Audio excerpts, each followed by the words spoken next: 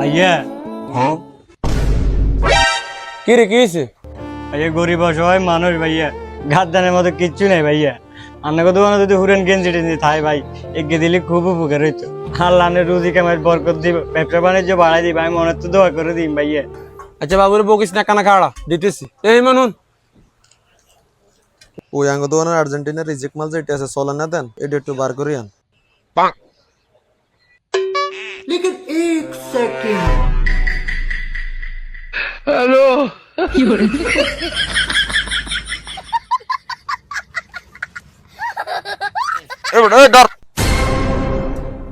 ধরো মিয়া, আমি এটা কি দিলেন?